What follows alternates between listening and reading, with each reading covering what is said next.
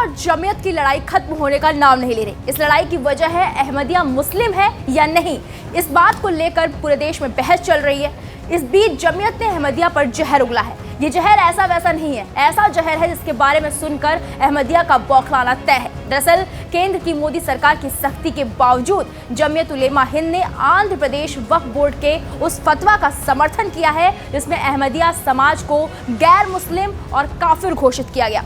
जमीयत ने अहमदिया समाज को मुस्लिम का दुश्मन और गैर इस्लामी बताया है। आगे का मामला आपको समझाएं, लेकिन उससे पहले इस लड़ाई की शुरुआत कहां से हुई इसके बारे में जान लीजिए।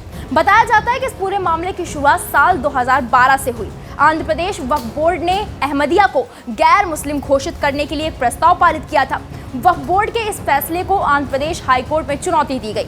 हाईकोर्ट ने वक्फ बोर्ड के फैसले पर अंतरिम रोक लगा दी। बावजूद आंध्र प्रदेश वक्फ बोर्ड ने इसी साल फरवरी में एक और प्रस्ताव पारित किया। इस प्रस्ताव में कहा गया कि 26 मई 2009 को जमीयत उलेमा द्वारा जारी किए गए फतवे को देखते हुए कादियानी समुदाय को काफिर घोषित किया जाता है, ये मुस्लिम नहीं है। बता दें कि अहमदिया मुस्लिमों को कादियानी भी कहा जाता है। कहानी यहीं खत्म नहीं हुई, आगे भी है। देखिए, पंजाब के लुधियाना जिले के कादियान गांव में मिर्जा गुलाम अहमद ने साल 1889 में अहमदिया समुदाय की शुरुआत की। मिर्जा गुलाम अहमद खुद को पैगंबर मोहम्मद का अनुयायी और अल्लाह की ओर से चुना गया मसीहा बताते थे।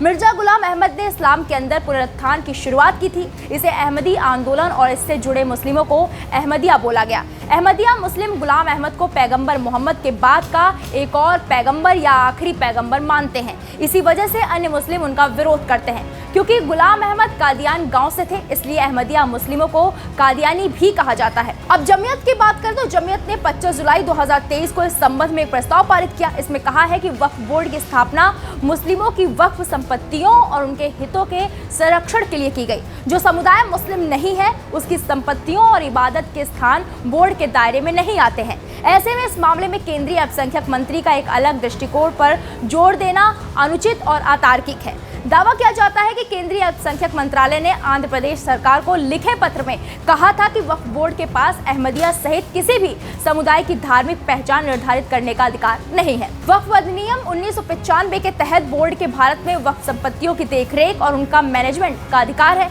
राज्य वक्फ बोर्ड को किसी समुदाय के खिलाफ आदेश पारित करने का कोई अधिकार नहीं है। जमीयत ने आंध्र प्रदेश वक्फ बोर्ड के फतवे को उम्मत की राय बताई है। कहा है कि इस्लाम दो बुनियादी मान्यताओं पर आधारित है। पहला, तौहीद यानी अल्लाह एक है, और दूसरा रिसालत यानी पैगंबर मोहम्मद अंतिम नबी है। ये दोनों मान्यताएं इस्लाम के 5 बुनियादी स्तंभों के अभिन्न अंग है। लेकिन मिर्जा गुलाम अहमद कादियानी का मत इसके बिल्कुल उलट है, इस्लाम की बुनियादी मान्यताओं के खिलाफ है। जमीयत ने कहा है ऐसे समुदाय को इस्लाम में शामिल करने का कोई आधार और औचित्य नहीं है। आंध्र प्रदेश वक्फ बोर्ड के फैसले से मुस्लिम समाज के सभी तबके एकजुट है। जमीयत ने 10 अप्रैल 1974 को आयोजित इस्लामी संगठन राबता आलम इस्लामी यानी कि मुस्लिम वर्ल्ड लीग के सम्मेलन का भी हवाला दिया है। तब 110 देशों से आए मुस्लिम संगठनों के प्रतिनिधियों ने अहमदिया समुदाय को इस्लाम से बाहर बताते हुए मुसलमानों का दुश्मन घोषित किया था। जमीयत उलेमा के इस प्रस्ताव पर केंद्रीय अल्पसंख्यक मंत्रालय के एक अधिकारी का बयान आया है। टाइम्स ग्रुप से बातचीत करते हुए अधिकारी ने कहा कि इससे लगता है कि आंध्र प्रदेश वक्फ बोर्ड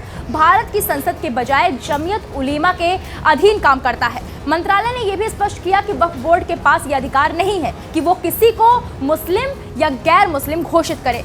जानकारी के लिए बता दें कि आंध्र प्रदेश वक्फ बोर्ड फतवे पर केंद्र की मोदी सरकार ने सख्त नाराजगी जताई थी। इस फतवे के जरिए अहमदिया समाज को गैर मुस्लिम और काफिर घोषित किया गया था।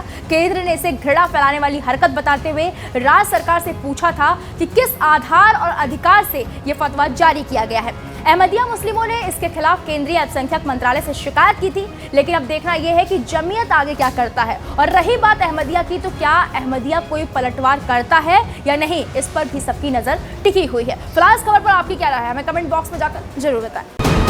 वीके न्यूज, राष्ट्र के नाम।